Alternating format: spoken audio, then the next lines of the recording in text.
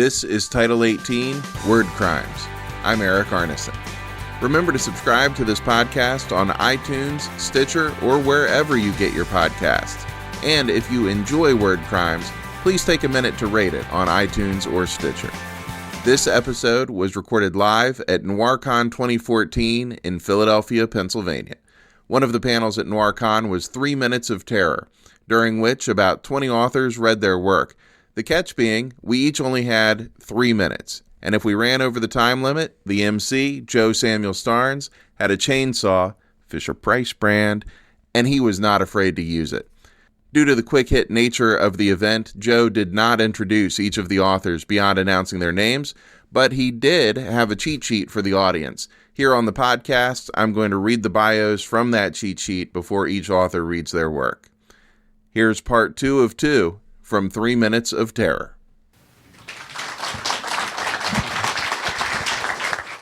Nick Corpon is the author of The Soul Standard, Fight Card, Punching Paradise, Bar Scars, Stories, and Stay God, Sweet Angel, among others. He's an associate editor with Dark House Press and lives in Baltimore. This is the opening of a book that's coming out next year on Dzonk. It's about a boxer, a bow-legged torch singer who moonlights as an organ thief. So it's a love story. Splatters of blood and sweat cover the ring, the gray teeth embedded in the canvas by fallen bodies and stomping teeth. Light creeps through the warehouse, shining down from a bare bulb over the ring. A ripple spreads through the crowd, standing on the dented steel benches, rocking on uneven folding chairs. 2 glass bottles tumble into the ring. The man in black snatches them up and then hurls them back out at the crowd. There's a shatter and then some screaming. He shouts that his fights are fair fights, not resigning himself to the role of formality. It's nice to see someone else believes in hope. The Indian shakes his arms loose and flexes his fingers and throws his neck left and right with an audible crack. He meets me in the center. The anemic light bathes us. It transforms our sweat into adorning diamonds, into glittering broken glass pressed into our foreheads. He's probably not even Indian, but from Guatemala or Colombia or one of the other countries that disintegrated into tribal law. Hell, he maybe even came up over in the ghost town. But he found out that the Indian on a silkscreen fight poster brought in more bets. We bring forth our hands, and showing that there's nothing but tape and blood and sweat, and clap lightly. I lean forward and stare into eyes the color of burnt wood. You up or you in? He runs a hand over the scars crisscrossing his thick forehead and bounces from foot to foot. Another bottle hurtles into the ring and skips across the canvas. If you're up, it's truly been an honor. I flex my fingers and feel the tape cup my knuckles, but if you're in, you better not fall until I say you had enough. He spits a thin brown arc and splashes on the canvas, steals a glance towards the ropes. You go down before that, I will hit you until you see black. A flick of the head and he says he's up.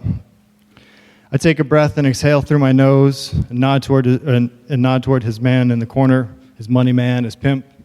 He shakes his head and takes my hand with the tenderness reserved for lovers and men of violence. It's been an honor to fight you. And then he flattens my nose. Rob Hart is the associate publisher of MysteriousPress.com and a senior editor at Lit Reactor. He's the author of The Last Safe Place, a zombie novella, and his first novel, New York, is coming out from Polis Books in June. Okay, this is a short excerpt from my novel, New York, which is coming out in June. As I turn the corner to my block, I think I see something in the corner of my vision darting away, probably a cat. I pat my jacket for my smokes when I hear a shuffle behind me.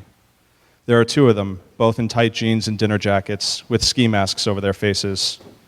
They're wearing thick Buddy Holly glasses over the ski masks, the arms slid through the eye holes. They're the same height. One is thin and one is heavy. The thin one pulls out a knife. Chapter 6. I nod toward the knife, ask, what do you think you're going to do with that? They pause and look at each other, then back at me. The thin one asks, where is it? Where's what? They stare at me like they're trying to light me on fire. I can't believe no one is seeing this, but it's late and the block is empty. I shrug at them. Are you new at this? What are you looking for, you fucking ingrates? The thin one steps forward, holding the knife up. The jump drive. You mean the thumb drive? No, I call it a jump drive. You know what? I don't have the patience for this. I pull the umbrella from my belt and click the button on the side. The canopy stays wrapped, but the stick snaps out to full length. The thin one steps forward and asks, "What are you going to do with that?" I guess it is pretty funny, the sight of me standing there holding it out at my side like a broadsword. It would be even funnier if it were a regular umbrella and not a steel rod with a Kevlar top. They'll work that out in just a second. The thin one stops laughing when I swing it at the knife. It flies from his hand and lands on the steps to my building. He reels back with a fist full of broken fingers. The shock is greater than the pain, so I drive my fist into his stomach to even the two out. He leans forward. I'm about to bring my fist down onto his back and put him in the ground when I see the heavy one scrambling for the knife. He gets it and comes at me, swinging it in the air, but leaning away from it like he's afraid of it. I sidestep, but the thin one is falling forward and gets in my way. He shoves me into the path of the heavy one. I'm off balance, so I put up my forearm. The blade clicks off bone. A floodlight explodes under my skin. I grab the wounds and back up to the parked cars lining the block, roll over a hood and into the street to put something between me and them. But by the time I'm steady on my feet, the two of them are turning the corner at high speed. And still, there's no one around to see what happened.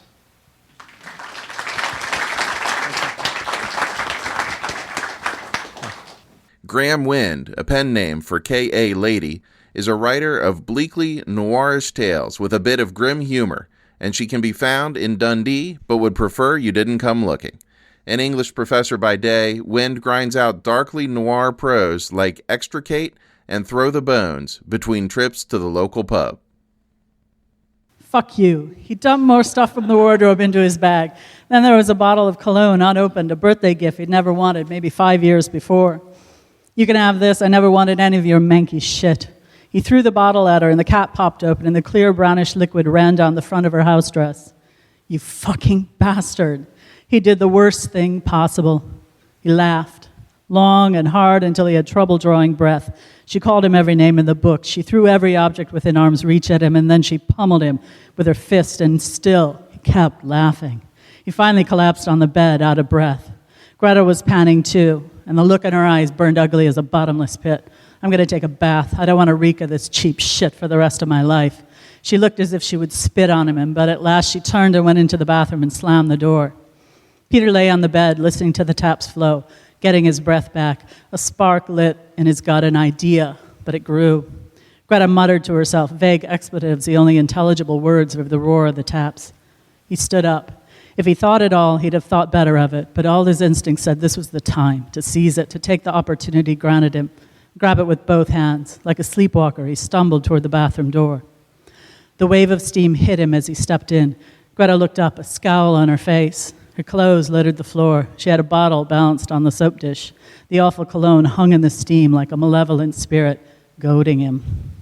Don't you know it's dangerous to drink in the bath? Fuck you. Get out. Fuck right off back to mama.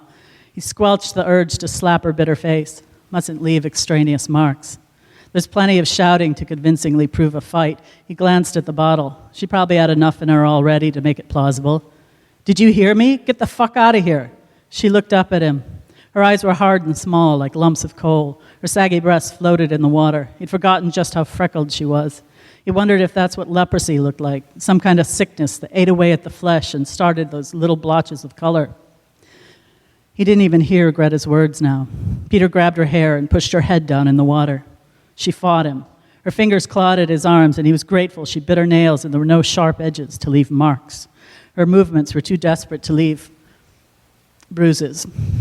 She continued to shout at him under the splashing water, bubbles of hate breaking on the surface. But he heard nothing, or rather, he heard a song, a siren song, hummed in his ears as he patiently held her head under the water.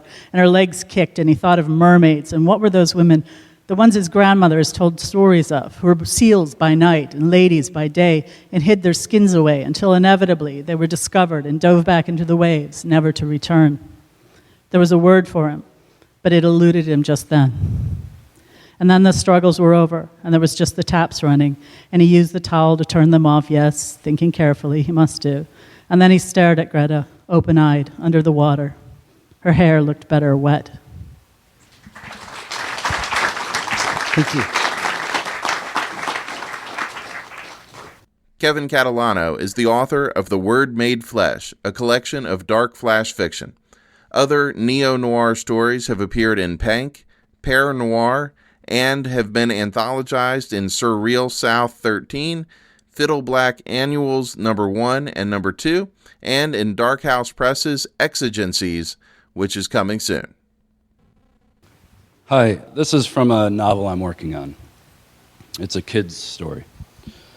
She calls him boy. She says, "Boy, get here." He's learned to call her mama. Skin and long bones, he says, "Yes, mama," and stands from the floor where he's been looking at a greasy Archie comic. A fire going in a metal drum, its smoke sucked out a hole in the rotting roof of the hunting cabin where it hangs like a blank thought in the night. The boy sheens with sweat. The lady's face does too, but her eyes always watering, it's hard to tell for sure. She says, "Time to eat." He kneels between her knees where she sits on crackling wicker. She reaches into her Knicks jersey and pulls out her breast. It pours off her grip like a bag of sand. Blue veins spider through its moon-like breadth. He's a good boy who makes his mouth an O, knows by now how to suckle without teeth. No longer does she need to pinch his nose to fill him. As he feeds and she hums, she notices something treacherous.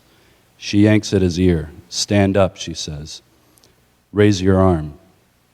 What's it you got under there?"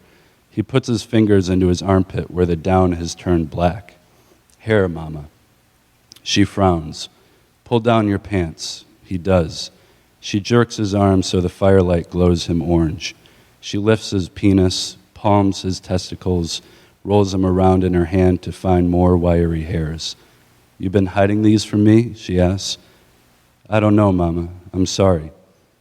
She shoos him away, looks up at the hole, tears slithering down her gaunt cheeks. She sighs. "You're not my boy no more. Get in your bed." He walks slowly to a bunk fastened to the wall, gets under a dusty blanket. His eyes are wide and white with fire. "Stay there," she says. "Okay, mama." She gets up, holds her side and groans as she straightens. She stands beside the blazing drum, tells him again to stay there. "Mama?"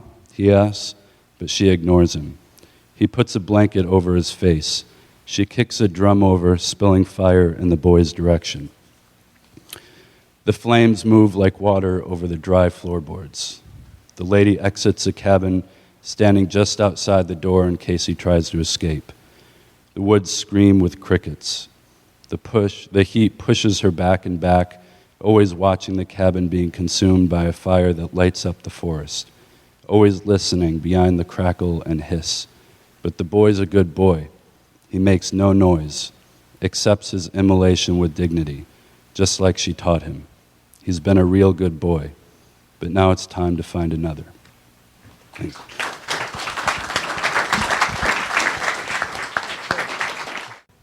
Wallace Strobey is the author of 7 novels, including Shoot the Woman First, the third in his series about professional thief Chrissa Stone. The fourth in the series, The Devil's Share, will be published by St. Martin's Press this summer. This is a poem I did not write. It's called Threnody, which means Song for the Dead. Maybe it's about Ebola. I'm not sure. Gather round, you wounded people. Shadows fall upon the steeple. Soon shall come the closing of the gates. For there is word of plague among us. Curse the one whose poison stung us. All along the alleyways, the satyrs wait their fate. But who's to blame when all are guilty, morals stained and conscience filthy? Abreast your idle replicas are replicas of lust. But if perhaps the salt might stain your skin, and if perhaps the smoke might weep your eyes, listen while the threnodies begin. No one in here gets out alive. But let your frailty not deceive you. A little pinprick, rest relieves you. And dream of all the days that are, the years that are to come. For you will dance, and you'll be nimble, pirouettes upon a thimble, and I will be beside you, lest I lose you once again. But if perhaps my sorrows are all show, and I should find a crack among the gates, guilt shall follow me wherever I go. Though I try, I know I can't escape. And when you're gone, the earth will crumble, and I will try, but I will stumble. And all through these city streets, my robes shall drag the ground. Here the children swing with sorrow. Yesterday was once tomorrow. No more I'll be troubled by the troubles of the world. But if I lose my step along the way, and if the speech of a victim fills my throat, out beyond the cliffs that shape the day, It's there I'll wander, there I'll stray, and there I'll look for you when all my trials are done. I feign to sleep to save my breath. This love is lost, this life is theft, and all that's left in some vain need to carry on. And though I fear the tightening of the skies, against the dawn I'll watch you rise. The scent of flesh might tease the nose. It claims the calm, it clings the close. Could that be you, my love, your dust upon the wind?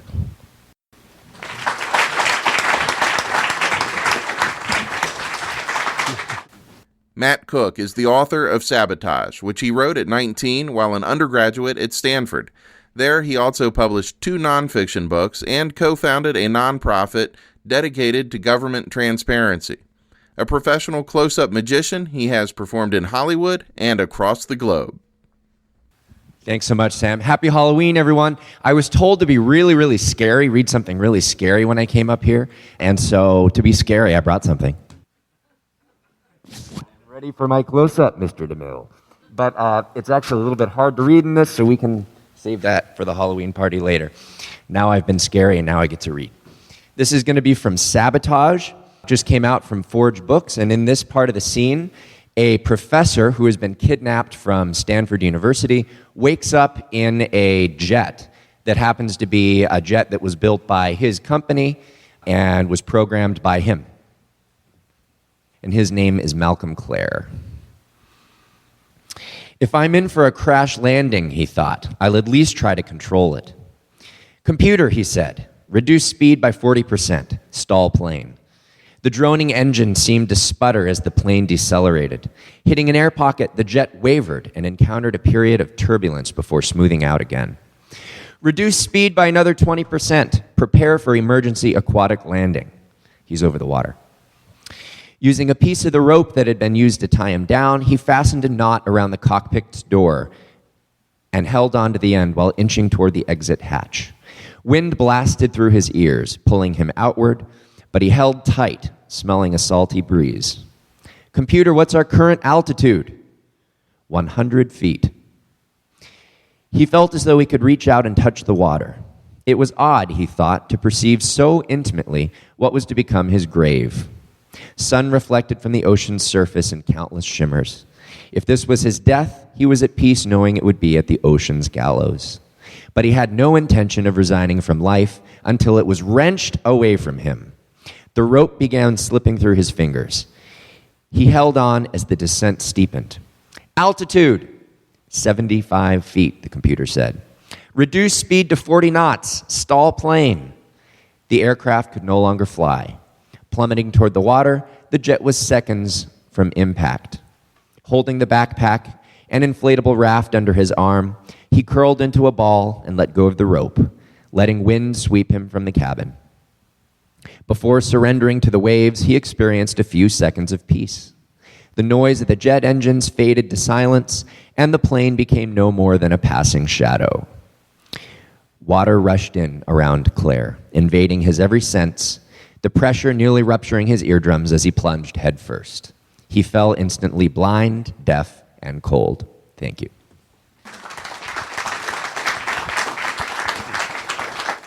Peter Rozovsky created the original Noir at the Bar. He writes the Detectives Beyond Borders blog and is a copy editor for the Philadelphia Inquirer. His writing has appeared in Following the Detectives, Real Locations in Crime Fiction, The Cultural Detective, Nordic Noir, and elsewhere. This is called Smithers Should Have Listened. You'll drive. Like, fuck I will. Cappy said, You'll drive or you'll stay the fuck home. Smithers put his glass of beer down hard. Now here's what we'll do. The job went off without a hitch. Cappy pulled up to the bank's side entrance. Smithers and Ben slipped in the front and mingled with the customers. Ben queued up to see the manager, his hat in hand. Just a small loan, he said, $2,000, and he could open that men's haberdashery he'd been dreaming of. At 10:06, 2 guards accompanied the bank president to the vault, and Smithers nodded to Ben. The president clicked the dial, the guards turned a steel wheel, and Smithers pulled a shotgun from under his long coat. Ben brought his hand down on the manager's wrist. "Don't," he said. Smithers stepped into the vault and raked up the cash. $175,000, the papers said. Gus stood by the front door, keeping the way clear, while Ben covered the manager and the tellers with a revolver. Cappy pulled the car around front and collected Smithers, Ben, and Gus. So smooth they could have been going for a nice drive in the country. At least that's what I read in the papers the next day. I sat out the job because of a hunting accident. Me, the shooter in the gang, and laid up with a keister full of buckshot. It seemed that the boys had made it clear to the last traffic light in town, a big brewery truck bearing down from the right. Cappy laughed like a madman behind the wheel, and Ben and Smithers going crazy in the back seat, the truck bearing down. Gus threw himself from the car just as the truck hit. None of the boys made it out alive, of course, and there wasn't much left of that fine black sedan of theirs either. Gus's body was torn clean in half at the waist.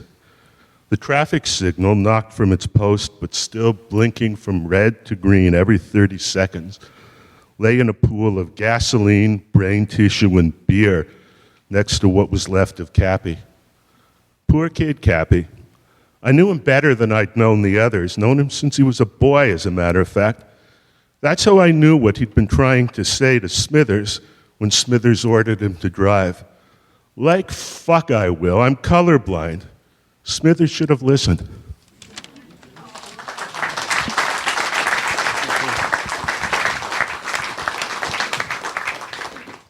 William Hastings is the author of The Hard Way. He works as a farmhand and as a bookseller. He has been nominated for a Pushcart Prize. Here's some nonfiction for you.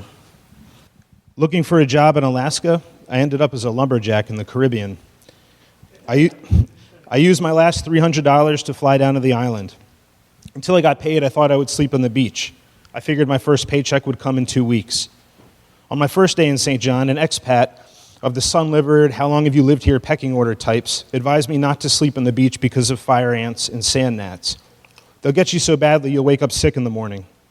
Later that same day, upon checking into Park Service headquarters, I found out my first paycheck wouldn't hit my account for a month. 2 weeks to cycle into the payroll system and 2 weeks to get synced up with the pay schedule. Dead broke for a month and homeless. That first night I walked around Cruz Bay. Mitsubishi Jeeps rolled by, honking at the people on the sidewalk. West Indian girls in tiny jean shorts leaned into the ordering window of a Callaloo shack, and their asses looked perfect. Bearded men sat along the curbs and docks. They stared, smoked, and talked. Drunk tourists with boiled lobster skin weaved from one bar to the next. I sat on a baseball field's bleachers and watched the night sky open itself over the water. I was anxious and worried and afraid of how I would make it through 4 weeks without shelter or food. The 2 small day packs I had with me, one with blankets for a bedroll and the other with clothes and a copy of Plato's Republic, were not much comfort. But there I sat, on cold metal bleachers in a warm Caribbean night, the air like black water, the breeze on shore and cool, and the dry rattling sounds of the palm trees becoming familiar, where in the distance, cars spoke a language of horns and stops, and grilled food smoke wove over their moving hoods and across the sidewalks into the dark hollows between buildings. The forest around me was alive with new noises, a series of squeaks and beeps and chirps and chatterings of things I could not name but needed to. Volcanic ash from an eruption on Martinique wafted down over everything, funereal and gray. I walked through this and climbed onto the top of a dumpster into the Park Service maintenance yard's lot. I spread my blankets out and folded them in thirds and thirds again to make a sleeping bag. I bunched the day's clothes in the empty backpack and made a pillow. I set my watch alarm. And I lay there, homeless and hungry, with my face to the stars in supplication, and I breathed in, and I exhaled, and I fell asleep. I starved.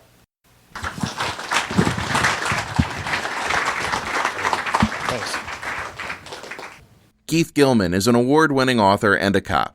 His debut novel, Father's Day, published by St. Martin's Press, won the Best First Novel Prize from the Private Eye Writers of America.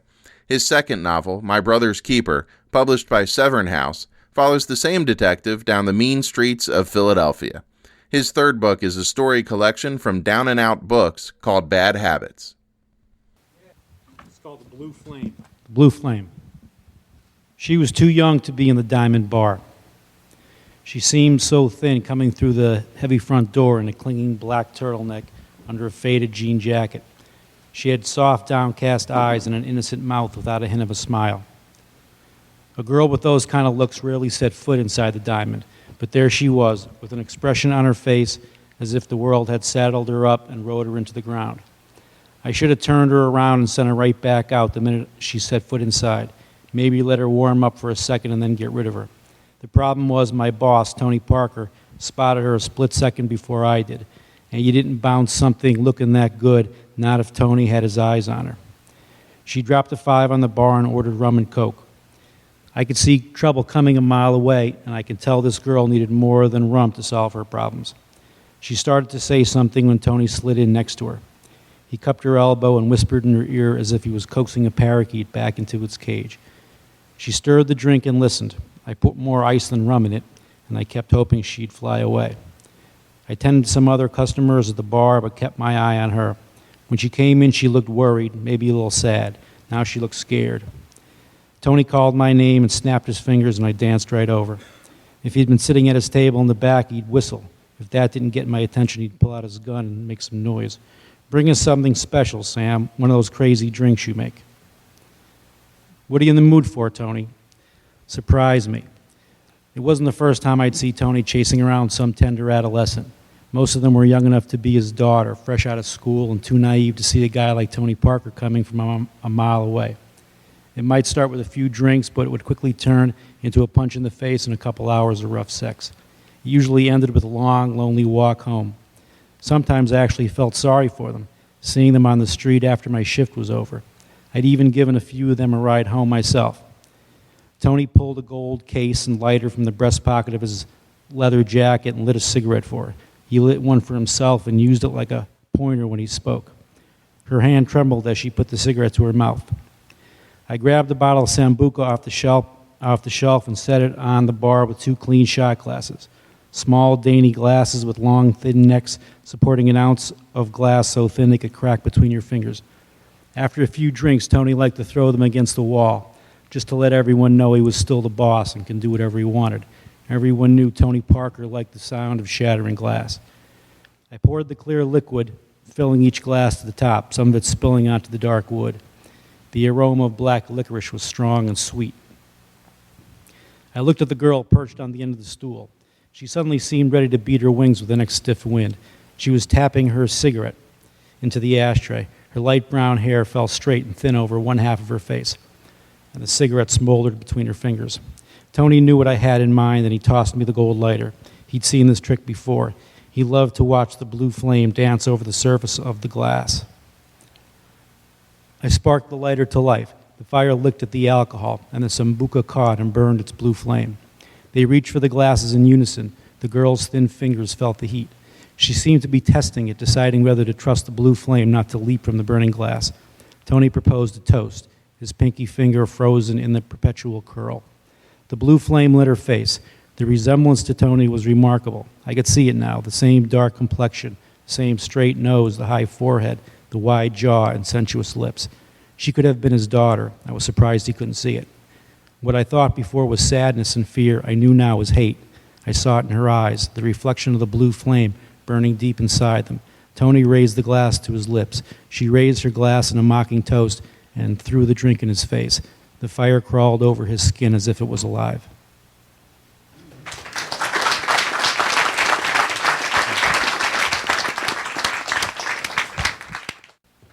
Erik Arneson. Hey, wait, that's me. My stories are available in Needle, Grift, Quick Crimes, Off the Record 2, Out of the Gutter Online, and Beat to a Pulp.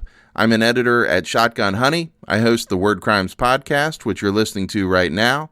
I wrote the comic book Fortune, and I post things at ericarneson.com. This is the first chapter of a novel I'm working on. The title is Dragonfly.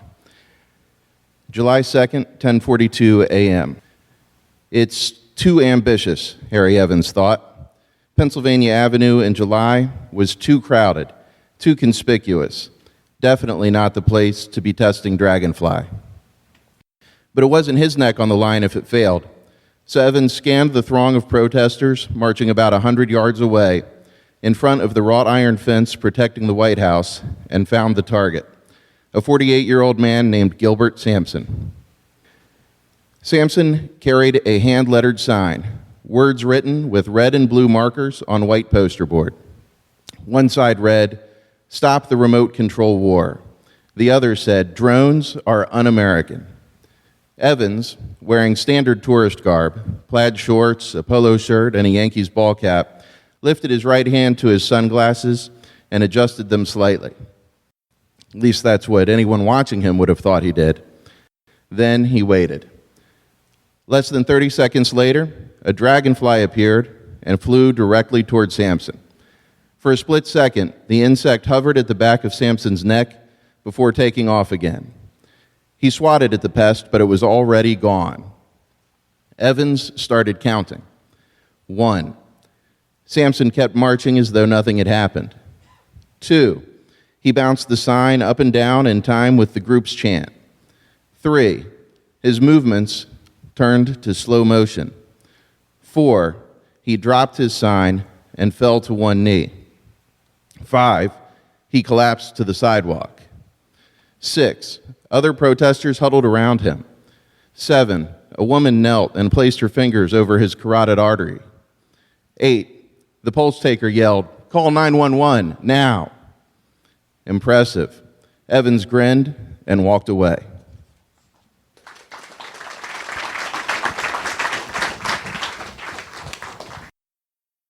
That was 3 Minutes of Terror, recorded live at NoirCon 2014 in Philadelphia. Thanks again to Joe Samuel Starnes for organizing the event. Everybody had a great time. Joe is the author of the novel Calling, published by Mysterious Press in 2014, and the upcoming Red Dirt, a tennis novel that's scheduled to be released very soon by Breakaway Books. You can find links to all of the authors featured on this episode and more in the show notes on my website, erikarneson.com. That's ErikArneson.com. Every episode of the Title 18 Word Crimes podcast is archived there at erikarneson.com. I'm also at Erik Arneson on Twitter and easy to find on Facebook. That's all for this episode of Title 18 Word Crimes. Thank you for listening. Don't forget to subscribe on iTunes or Stitcher, and if you have a few extra seconds, go ahead and give us a rating on iTunes or Stitcher, especially if you like the show. The music on this episode is by The Throws. You can find them at The Throws, THROES, thethrows.com. Thanks again for listening to Title 18 Word Crimes. We'll be back soon.